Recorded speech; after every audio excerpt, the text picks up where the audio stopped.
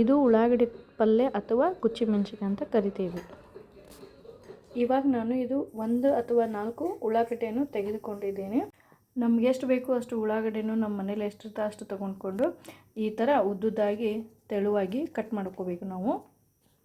ಈಗ ಒಂದು ಪ್ಯಾನನ್ನು ನಾವು ಒಲೆ ಮೇಲೆ ಇಟ್ಟಿದ್ದೇನೆ ಅದನ್ನು ಕಾಯಲಿಕ್ಕೆ. ಅದು ಕಾದ ನಂತರ ನಾನು ಸ್ವಲ್ಪ ಎಣ್ಣೆಯನ್ನು ಹಾಕ್ತೇನೆ.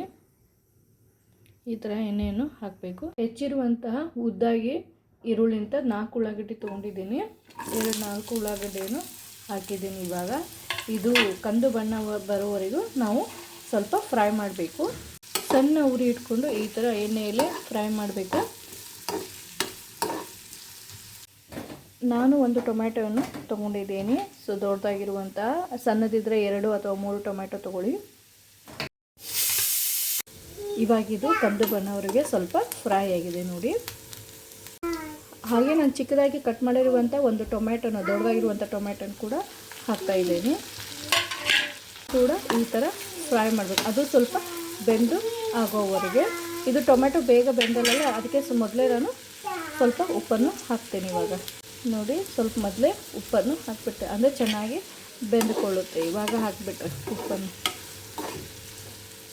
ಹಾಕಿ ಇವಾಗ ಈ ಥರ ಸಣ್ಣ ಉರಿಲಿಟ್ಟು ಪ್ಲೇಟನ್ನು ಮುಚ್ಚಬೇಕು. 2 ಕೂಡ ಬೆಂದುತ್ತವೆ. ಒಂದು ಸ್ವಲ್ಪ 5 ಮಿನಿಟ್ಸ್ ಆದಮೇಲೆ ಇವಾಗ ಮುಚ್ಚಿಟ್ಟು ತೆಗೆದು ನೋಡಿ, ಈ ಥರ ಬೆಂದಿದೆ. ಸ್ವಲ್ಪ ಟೊಮ್ಯಾಟೊ ಮತ್ತು ಉಳ್ಳಾಗಡ್ಡಿ ಕೂಡ ಈ ಥರ ಬೆಂದಿದೆ, ಉಪ್ಪು ಹಾಕಿದ ಕಾರಣ.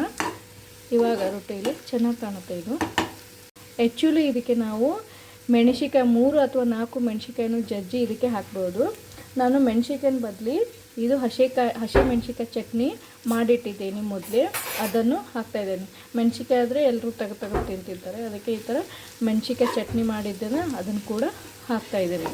2 ಕೂಡ ಹಾಕ್ಬೋದು. ಬೇಕಂದರೆ ಬೆಳ್ಳುಳ್ಳಿ ಕೂಡ ಜಜ್ಜಿ ಹಾಕ್ಬೋದು, ಅಥವಾ ಮೆಣಸಿಕಾಯನ್ನು ಈ ಥರ ಹಾಕ್ಬೋದು.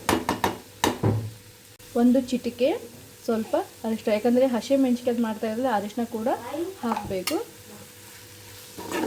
ಆಲ್ರೆಡಿ ನಾವು ಉಪ್ಪನ್ನು ಹಾಕಿದರೆ ಉಪ್ಪು ಹಾಕುವಂಥ ಅವಶ್ಯಕತೆ ಇಲ್ಲ, ಮೊದಲೇ ಹಾಕಬೇಕು.